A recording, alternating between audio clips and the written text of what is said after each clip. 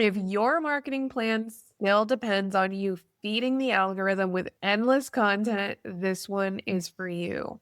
You get posting, engaging, tweaking all the hashtags, you're following all the tips and the tricks and all of those things. And somehow, yet it feels like the algorithm is your boss and is deciding whether or not you're getting raises and paying your paycheck. So here's the real problem. You're a business owner, right? You're not an influencer. Business owners getting caught up in content creation is not connection. And content without connection does not convert, period. So, welcome back to another episode of the Deeply Rooted Business Podcast.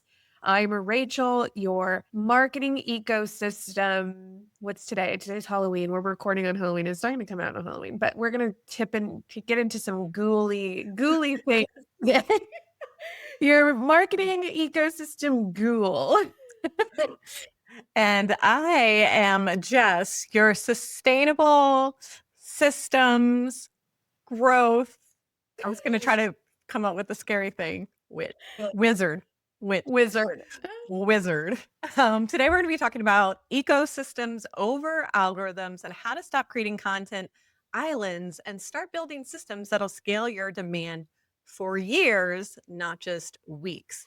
Because we are all about working smarter, not harder, and we've seen it work and we know that it works. So we can't wait to share with you how to finally beat the algorithm. Like, the algorithm is the enemy. I don't know how many launches, I'm about to go off on this algorithm, how many launches these algorithms have messed up for me.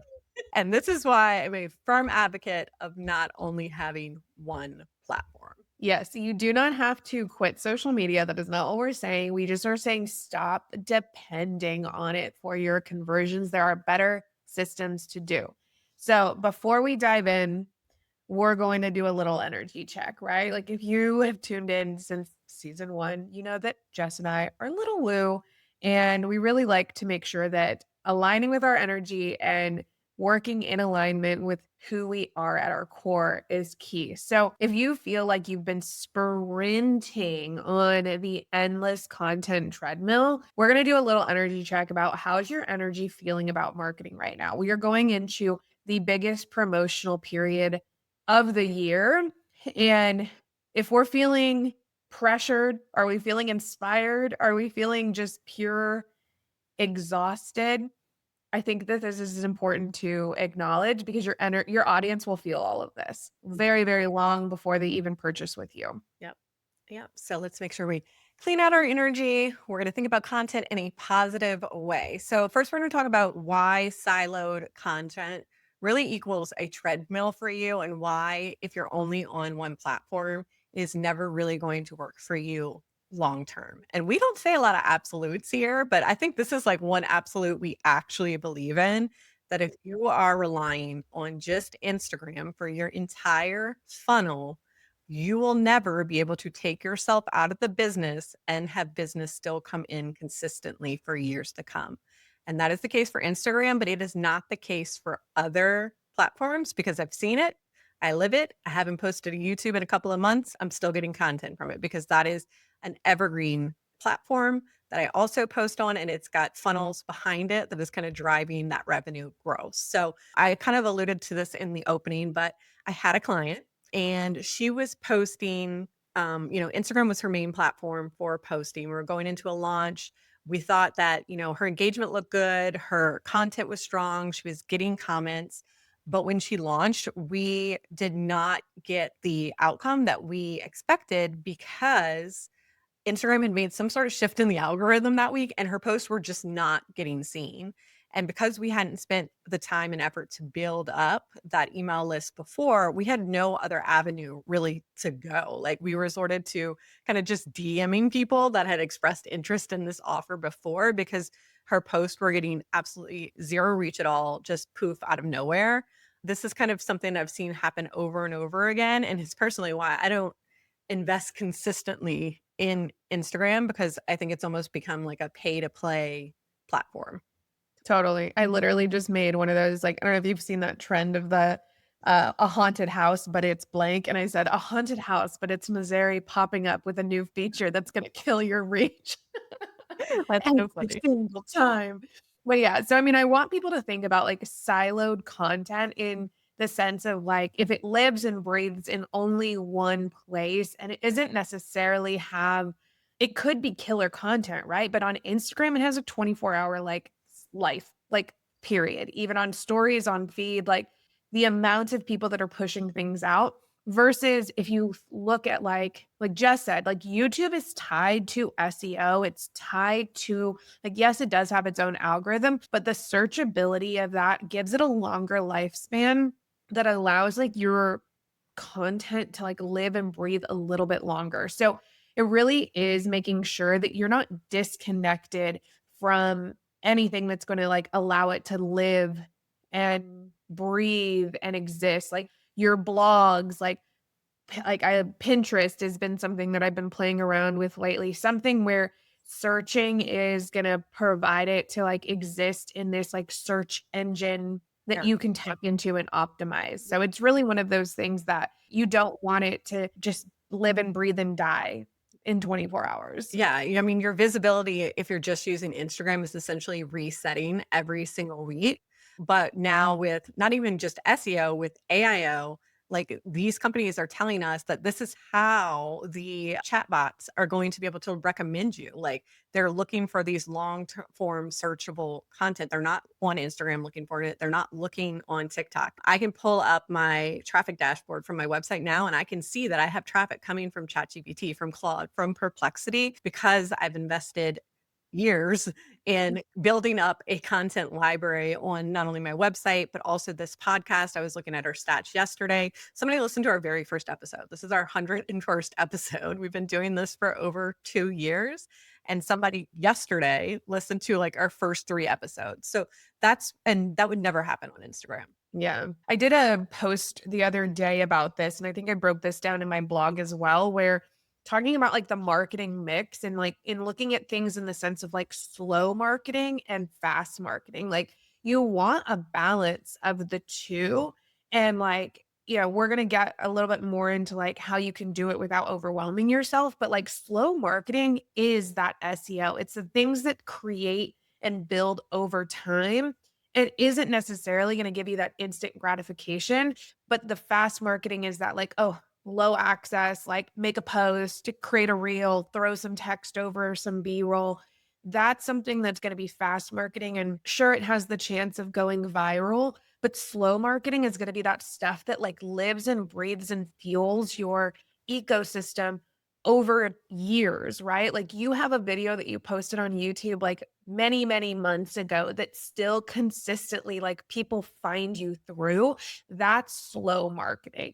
And that's what we want to like create, like break down the silos between the two of those so that they can start working together. We're going to move off from this topic and go into what a marketing ecosystem is. But I have just seen this trend of people trying to use Instagram as their whole entire funnel. And that is just so risky for your business. You can't control who sees your content, when it's delivered, is it getting put in front of your ideal buyer? And an ecosystem is going to fix this because it's going to take borrowed attention from social media and move them onto your website, your email list, hopefully your podcast. Because really, if your platform is if your funnel is depending just on one platform, like you built a business on somebody else's land and they can unplug it at any time. Like, look at TikTok. We don't know. Is TikTok going to be here at the end of the year? Is it not? Is Donald Trump going to take it over and it's going to be crazy? Maybe. But probably we might have just lost some listeners. But anyway, we don't know what's going to go. So like it's super, super important that you move your audience on social media onto a platform that you use. And the easiest way to do that is email lists, but obviously like things like, I mean, YouTube, that could kind of go away. I don't think it's going to. Our podcast, there's a bazillion different podcast distributors. So that's pretty safe too. You just have to have something else besides social media to have a real funnel. Yeah, and, like, this is the thing where, like, if you're building all on a single platform, it's chaos. Like, I just did, in a new freebie that I'm creating, talked about how you really want to support the awareness journey in a controlled, like calm environment. You don't want to try to like get new followers to turn them into leads, to turn them into clients, like all in the same space. Like that's chaos. Like you can't control what awareness level they're coming in at. You can't control like if you're trying to convert, but like still trying to speak to these people who just found you. Like those are things that it's just more and more difficult to do. Like we want social media to shine in the areas that it shines in, which is connection, which is introducing yourself to new audiences. Those are the things. So it's like we don't want it to be like the end all be all in our sales cycle. And it is one of those things that if it plays a key role in your like sales system, you probably want to reallocate that role to somebody like to someplace else in your marketing funnel, one that's a little bit more predictable and controllable because content in social media land, it's supposed to be lighthearted. It's supposed to be top of funnel activity. It's not supposed to be mid to bottom or anything like that. Like that's when it becomes so much more difficult and you're sitting there frustrated being like, I posted this story with my link to book a discovery call and nobody clicked it. And it's like, well, you're doing yourself a disservice by allowing that to exist. All right. Off of our what is that called? Pedestal, our pedestal about why social media shouldn't be our own platform.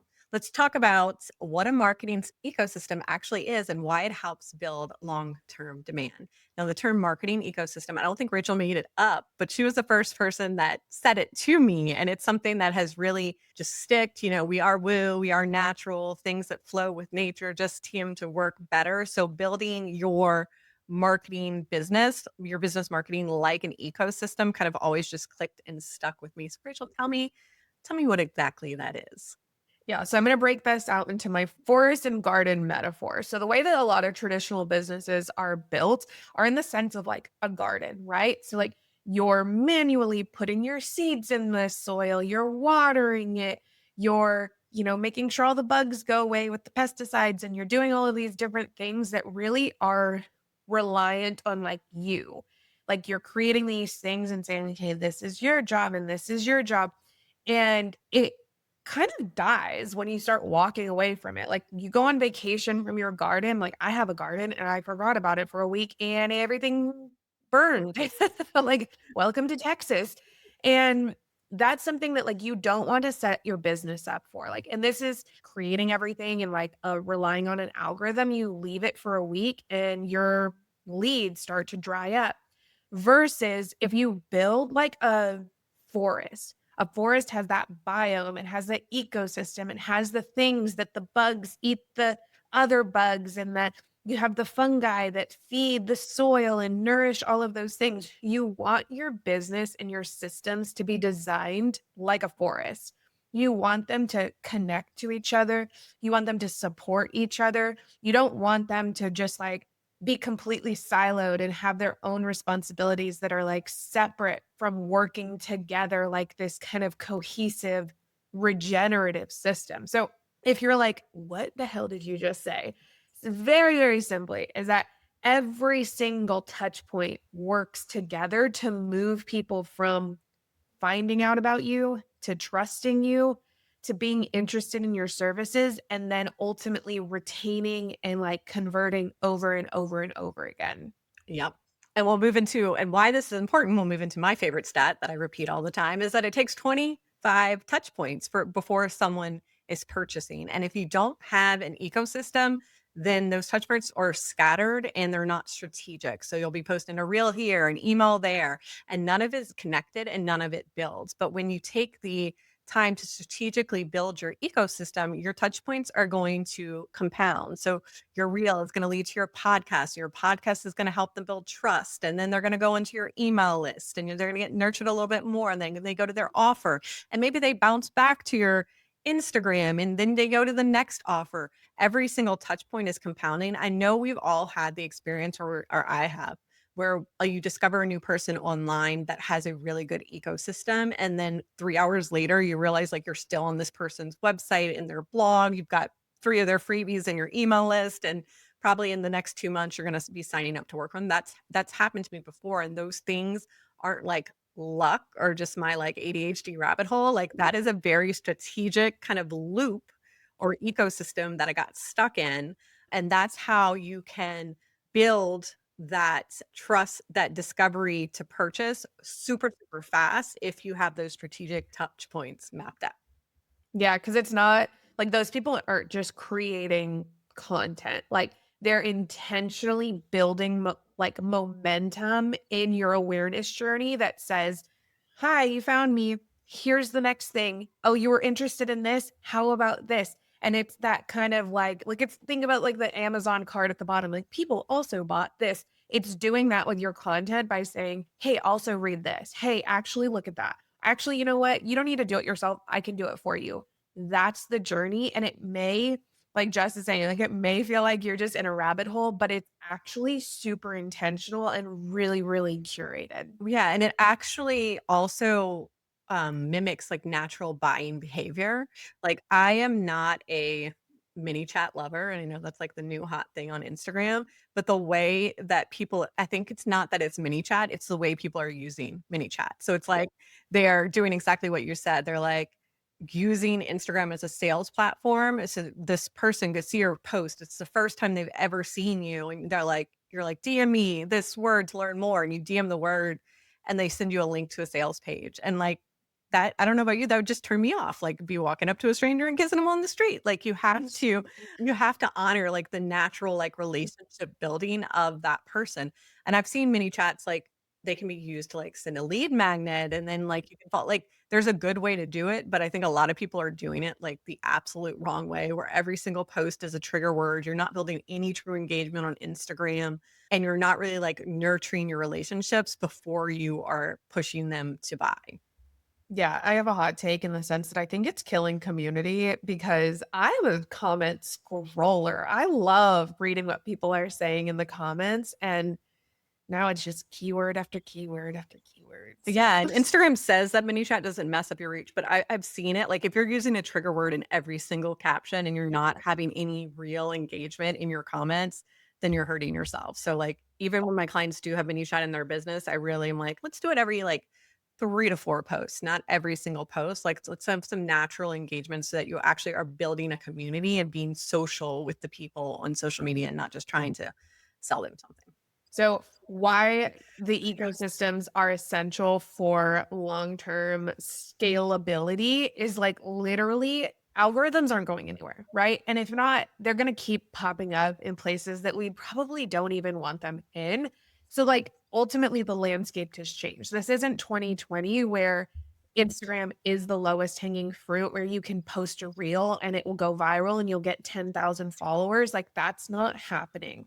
You have to be so much more intentional or else you're just going to get sucked into that like content creation like treadmill hamster wheel where you're just doing more and more and more to like keep up when in reality you can do more but like not give away your time because you're doing it in such so much more of a, like a strategic way that allows you to not only make more money and like convert on the back end but to show up in a way that still keeps up with the Joneses of the algorithms. Yeah. And another reason is obviously AI's here. It's not going anywhere. It makes creating content faster. So naturally, AI content is saturating and flooding our feeds, and standing out in today's day and age is going to be built on realness, depth, relationships, not just volume, not just quantity.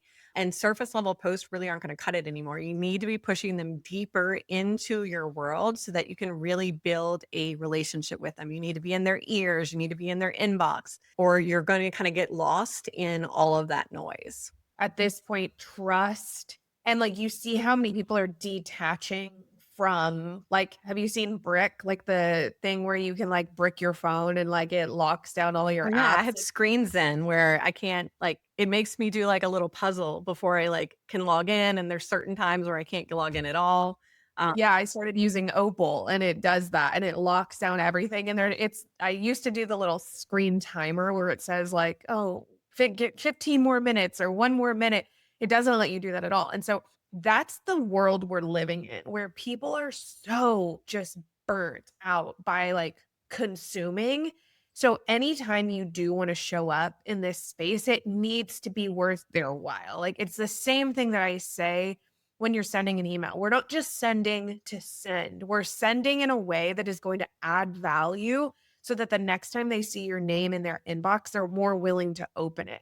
That's the world we're living in now. They have to trust you. You have to be able to give them a reason to watch, or else you're just another piece and they're like doom scrolling. The real beauty of all of this is like if you build your marketing in this way, it's not even it's going to allow you to step away from social media more because it's going to create a loop of your content where you're not going to have to post 2 and 3 times a day just to keep feeding it, just to keep the sales coming in. Like I have a client right now that she's very heavily relying on TikTok to grow her email list. And when she stops posting on TikTok, we see the discovery calls go down. So she's like, oh, got to get back on the TikTok. Discovery calls bow back up. And that's really not the goal. Like our goal here is we want to build sustainable long-term business that supports our life, not swallows it. And the way that you do this is by implementing a marketing system into your business. All right. So, like, how this actually works when it comes to like a business, right? Like, we've talked a lot about content creation, and I'm sure business owners are so done with the word content creation because we did not start our businesses to be content creators. But what it really means is that we're taking a theme, a core message, and breaking it down into a way that makes things more sustainable. And I think Jess said this better. It's compounding the work that we're putting out there and like layering it on so that trust is building faster and it ultimately leads to a conversion down the road. So, do you want to break down the 4 Yeah, steps? yeah. So let's just do it like from a tactical standpoint because I'm a system person. So I'm going to give you a quick systems to do. And I know a lot of people that come working with me, they're like, I just kind of like are am whipping content out everywhere. This is how you do it strategically. Number one, you need a hub.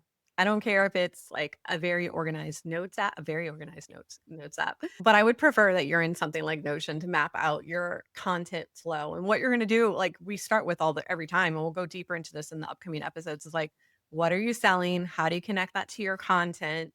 And how do you kind of break it down? So we'll start with just like that, strategically mapping everything out.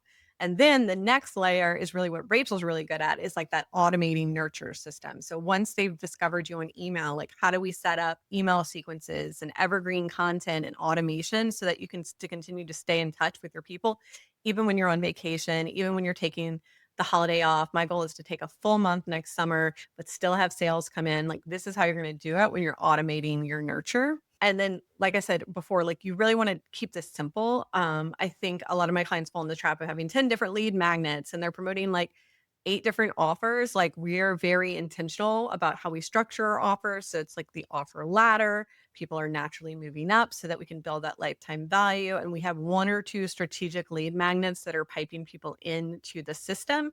And that is supported by evergreen searchable content. And then we're going to put little billboards up everywhere on social media to promote that content. But it's not just posting content that leads to nowhere or leads straight to the sale. It's a little bit more strategic than that. And like I said, we're going to be doing this is kind of a content themed month for us. So we'll be going deeper into that next week, more on the how to build this system in your life. All right. So let's do a quick recap because I know we covered quite a bit on this episode, but really wanting to kind of like set into our mindsets that building on a single platform is ultimately playing the short game. And it really is living only in that fast marketing space and not on that slow marketing that's going to build and compound and ultimately create a longer lifespan for our businesses. We've talked a little bit more about what a marketing ecosystem actually is and why it builds that long term demand and how it aligns with that awareness journey that gets you from meeting these new people to getting them to trust you to having them purchase for you and then ultimately becoming those advocates for your brand and like just eating up everything you buy. Then we talked a little bit more about why ecosystems really are just in the way that the landscape just changed, the long-term scalability plan. Like it is what it is. And when business owners are resistant to the change, we're going to get like eaten alive. by the algorithm and by the constant demand to exist in the content marketing space. So, really understanding that it is inevitable. We have to, yes, create content, but we do not have to do it in a way that is siloed efforts, but we can do it in a way that's so much more intentional and give that kind of rabbit hole like feel and making people just like trust you and become obsessed with you ultimately. So, just broke down 4 ways to systemize this in your business. I'm going to give these like a deeper recap because I think it's important. Have a hub. Jess lives and breathes in Notion. She has forced me to become a Notion lady as well. So, have a hub, repurpose strategically. Start with an anchor piece, break that down into core pieces, whether that's an email, 2 or 3 posts, a story feed, a YouTube, whatever that may be, and then lead to a nurture. So automating your nurtures, building roads to places that are outside of an algorithm, using your email sequences, evergreen content, automations that are going to do the work while you're not actively online. And then root back into planning. So whether that means that you're going to simplify versus talking about 3 offers at a time, talk about 1 and like really focus in on that. And then just understanding that like if it is not sustainable, it is not scalable. And at this point, the content creation strategies that people are teaching are not scalable because they're not sustainable. So this is a foundation. We're going to dive more into this next week and really give you ways to protect your energy and your revenue by allowing you to create, but do not burn out. All right. If this episode hit home, make sure you share it with a business bestie who is tired of battling that stupid Instagram algorithm. And if you're ready to build an ecosystem that actually works in a sustainable way as a solo business owner without burning out, we would like you to check out our new app, Content Flow Studio, at contentflowstudio.app. It is our system, our all-in-one system that we built for ourselves. It's how we take our podcast and break it down into our ecosystem of content. It's going to help you repurpose across every channel so that you can develop that omnipresence without starting from scratch every single week. So make sure you join the waitlist. We're going to be introducing a founder's pricing with some extra little workshops that Rachel are going to be doing to help you kind of build your anchor content as well. And we hope to see you next week. Okay, next week we're going to be diving into the content ecosystem blueprint. So this week we talked a lot about the why, we're going into the how, and we're going to talk about how to start compounding your content effortlessly. So until next week, we're We're rooting for you. here.